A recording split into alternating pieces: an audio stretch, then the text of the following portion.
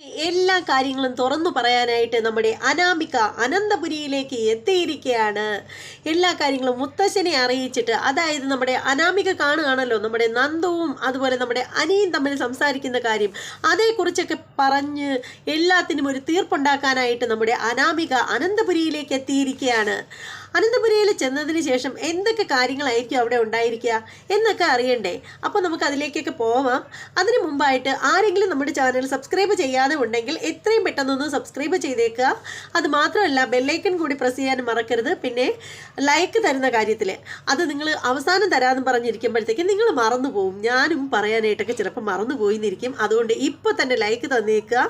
അതുപോലെ നിങ്ങളുടെ അഭിപ്രായങ്ങളും നിർദ്ദേശങ്ങളും ഒക്കെ നിങ്ങൾ കമൻറ്റ് ചെയ്തേക്കുക. അപ്പോൾ നമുക്ക് നേരെ നമ്മുടെ എപ്പിസോഡിൻ്റെ റിവ്യൂവിലേക്ക് പോകാം. എപ്പിസോഡിൻ്റെ റിവ്യൂ എന്ന് പറയുമ്പോൾ ഇത് ഇന്നലത്തെ എപ്പിസോഡിൻ്റെ റിവ്യൂ ആയിട്ടോ, 5-ാം തീയതിയിലെ.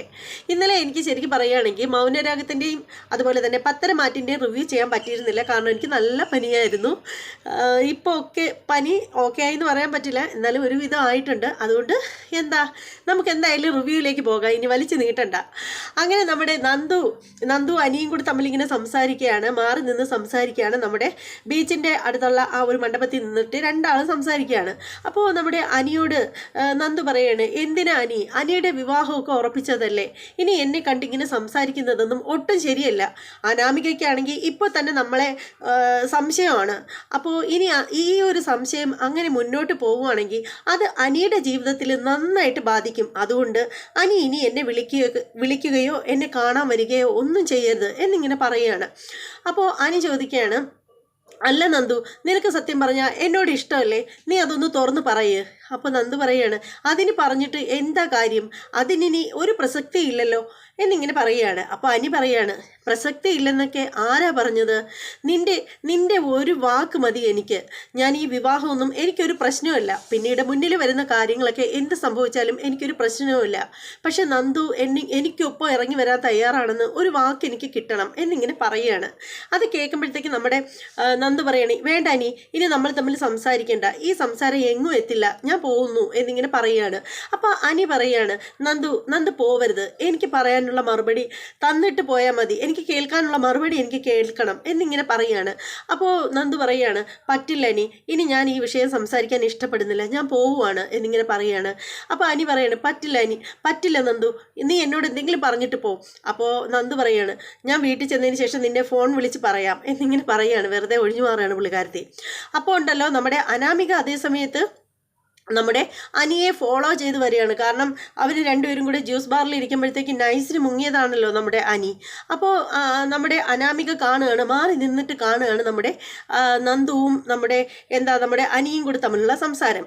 അപ്പോൾ തന്നെ നമ്മുടെ അനാമിക മനസ്സിൽ വിചാരിക്കുകയാണ്, ഇവനപ്പോൾ ഇവളെ കാണാനാണ് ഇങ്ങോട്ട് വന്നത് അല്ലേ, എന്നിൽ നിന്നും ഒഴിഞ്ഞു മാറി ഇവക്കൊപ്പമാണ് വന്നതല്ലേ, ഇതങ്ങനെ വെറുതെ വിട്ടാൽ പറ്റില്ലല്ലോ, ഇത് അറിയിക്കേണ്ടവരെ അറിയിച്ച് കല്ലും മുള്ളും തിരിച്ചിട്ട് തന്നെ ബാക്കി കാര്യം എന്ന് പറഞ്ഞിട്ട് നമ്മുടെ അനാമിക അവിടെ നിന്ന് പോവുകയാണ്. നേരെ പോകുന്നത്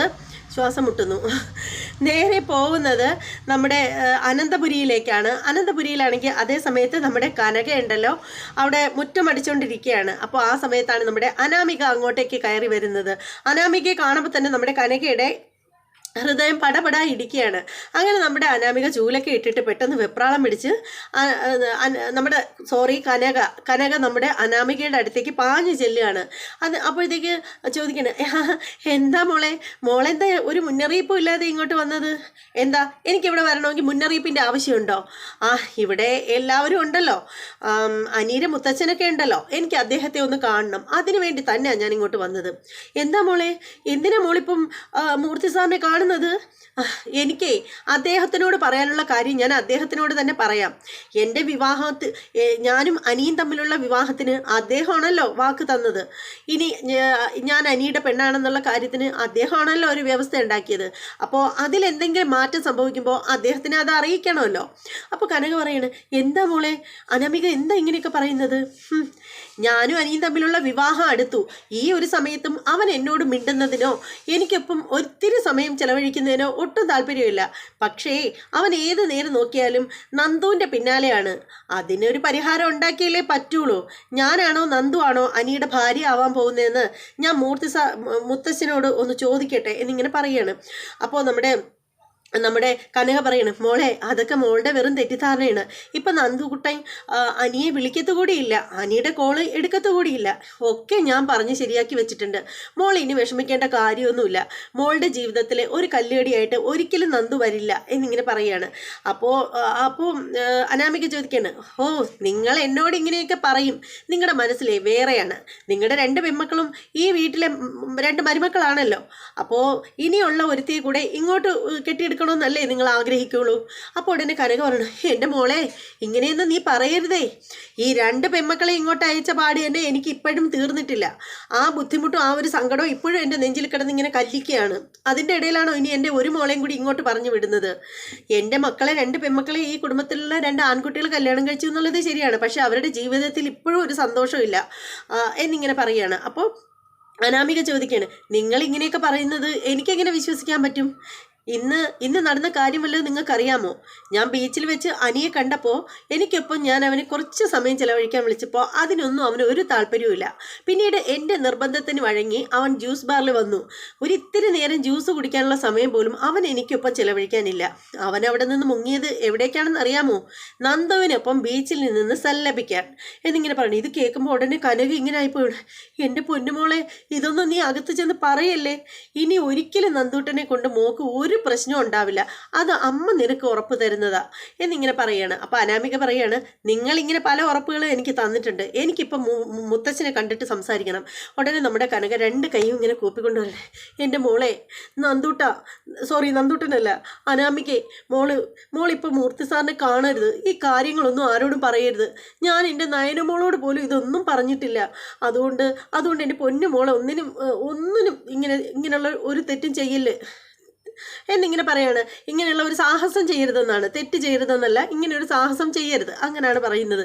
അപ്പോൾ അത് കേൾക്കുമ്പോഴത്തേക്ക് തന്നെ എന്താണ് അനാമിക പറയണത്, ഇപ്പോഴത്തേക്ക് ഞാൻ പോയേക്കാം, പക്ഷേ ഇനി ഇങ്ങനെ ഒരു കാര്യം ഉണ്ടായിക്കഴിഞ്ഞാൽ നന്ദുവിനോട് നിങ്ങൾ കർശനമായിട്ട് പറയണം, ഇനി എൻ്റെ ഭാഗത്ത് നിന്ന് ഒരു വിട്ടുവീഴ്ചയും ഉണ്ടാവില്ല എന്ന് പറഞ്ഞിട്ട് നമ്മുടെ അനാമിക പോവുകയാണ്.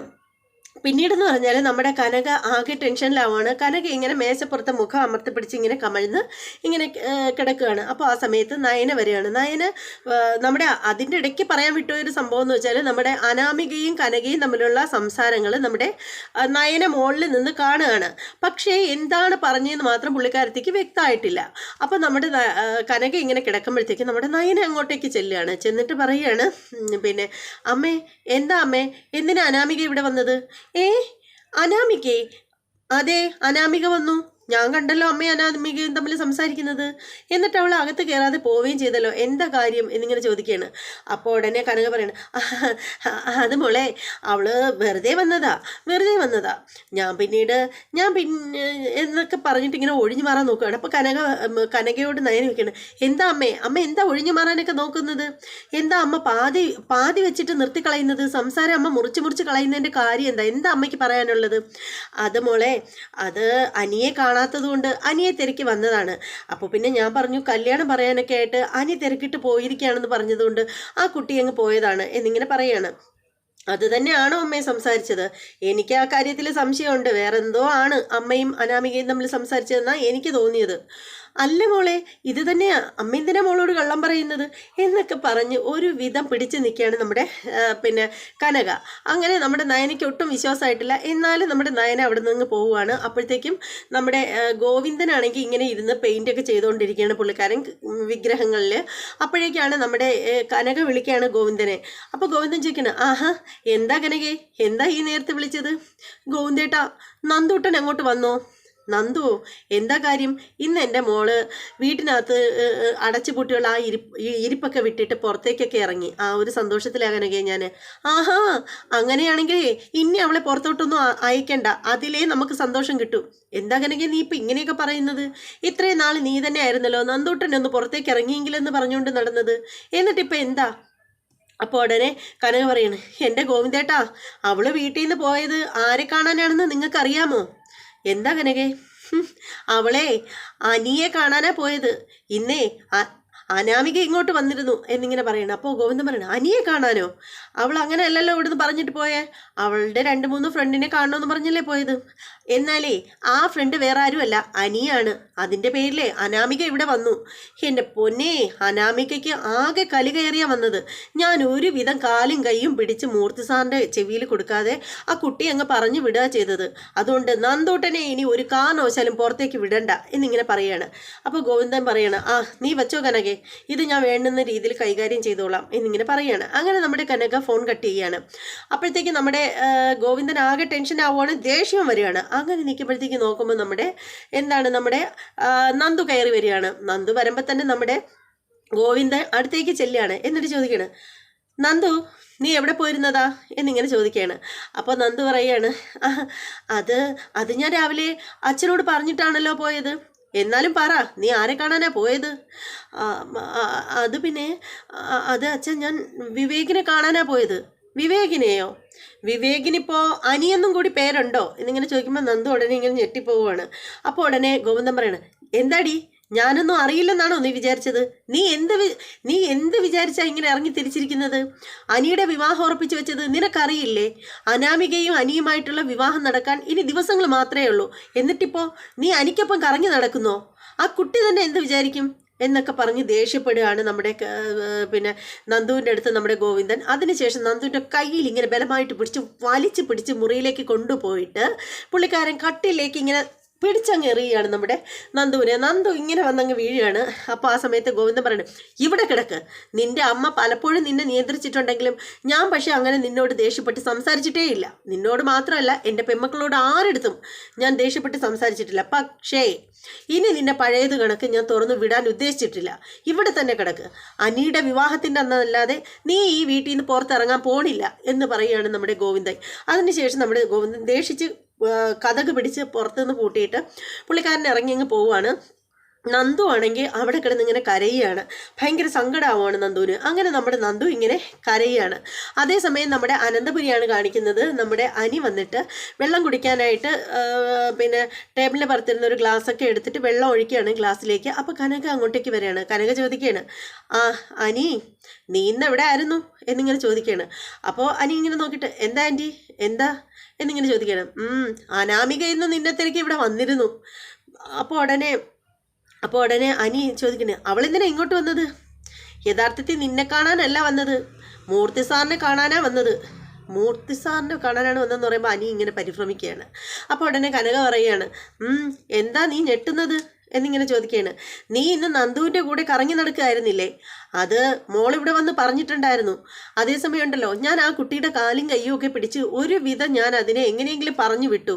പക്ഷേ ഇനി ഇങ്ങനെ ഒരു അവസരത്തിൽ നിങ്ങളെ കണ്ടു കഴിഞ്ഞാലുണ്ടല്ലോ, ഇങ്ങനെ ഒന്നും ആയിരിക്കില്ല അനാമിക പ്രതികരിക്കുന്നത്. അപ്പോൾ ഉടനെ അനീര മട്ട് മാറുകയാണ്. അനി പറയാണ്, അവക്കെന്താ ഈ വീട്ടിൽ കടന്നു വരാൻ ഇത്ര കാര്യം? അവൾ ഇങ്ങോട്ട് വരേണ്ട കാര്യം എന്താ? അത് കൊള്ളാം, അവൾ വിവാഹം കഴിച്ച് കെട്ടിക്കേറി വരേണ്ട വീടല്ലേ ഇത്? ഇവിടെ അവൾ വന്നെന്ന് പറഞ്ഞ് എന്താ കുഴപ്പം? കനക ചോദിക്കുകയാണ്. അപ്പോൾ ഉടനെ അനി പറയണേ, ഇവിടേക്ക് വരണ്ട. വിവാഹം കഴിയുമ്പോഴാണ് സാധാരണ പെൺകുട്ടികൾ ഭർതൃഗൃഹത്തിലേക്ക് വരുന്നത്. അതിനു മുമ്പായിട്ട് ഇവക്ക് വരേണ്ട കാര്യം എന്താ? അല്ലെങ്കിൽ തന്നെ ഇവൾ എന്തിനാ ഇങ്ങോട്ട് വന്നത്? ഇവക്ക് ഇത്തിരി അഹങ്കാരം കൂടുതലാണ്. അല്ലെങ്കിൽ അനാമികയുടെ സ്വഭാവം എനിക്കിഷ്ടമല്ല. എല്ലായിടത്തും ഇടിച്ചു കയറി വരും ആവശ്യമില്ലാതെ എന്നിങ്ങനെ പറയുകയാണ് അനി. അപ്പോൾ കനക പറയണേ, അനി നീ ഇങ്ങനെയൊന്നും പറയുന്നത് ശരിയല്ല. അല്ലെങ്കിലും നീ നന്ദു ഇന്ന് കറങ്ങി നടക്കുന്നതിൻ്റെ കാര്യം എന്താ? അനാമിക നിന്നെയും നന്ദുവിനെയും ബീച്ചിൽ വെച്ച് കണ്ടെന്ന് പറഞ്ഞിട്ടുണ്ടായിരുന്നല്ലോ. നിനക്കെന്താ അനാമികയ്ക്കൊപ്പം ഒരിത്തിരി സമയം ചിലവഴിക്കാൻ പാട്? നീ എന്തിനാ നന്ദുവിൻ്റെ കൂടെ കൂടിയിരിക്കുന്നത് എന്നൊക്കെ പറഞ്ഞിട്ട് നല്ല വഴക്ക് കൊടുക്കുകയാണ് അനിക്ക്. അപ്പോൾ അനി പറയുകയാണ്, എന്തായാലും ഈ പ്രശ്നം ഞാനിങ്ങനെ വെറുതെ വിടാൻ ഉദ്ദേശിച്ചിട്ടില്ല. ഇവൾ എന്തിനാ ഇങ്ങോട്ടേക്ക് വന്ന് എല്ലാവരെയും ഇതൊക്കെ അറിയിക്കാനായിട്ട് വന്നതെന്നുള്ള കാര്യം എനിക്ക് ചോദിക്കണം. ഞാൻ ഇപ്പം തന്നെ അവളോട് ചോദിച്ചിട്ടേ ഉള്ളൂ ബാക്കി കാര്യം എന്ന് പറഞ്ഞിട്ട് അനി ഫോണും കൊണ്ട് മാറിപ്പോവുകയാണ്. അപ്പോഴത്തേക്കാണ് നയന അങ്ങോട്ടേക്ക് വരികയാണ്. അപ്പോൾ നയന ചോദിക്കുകയാണ്, അമ്മയോട് ചോദിക്കും, എന്താ അമ്മ അനിയുമായിട്ടൊരു കച്ചറ? അപ്പോൾ ഉടനെ കനക പറയണേ, ഒന്നുമില്ല മോളെ, ഒന്നുമില്ലാതില്ല.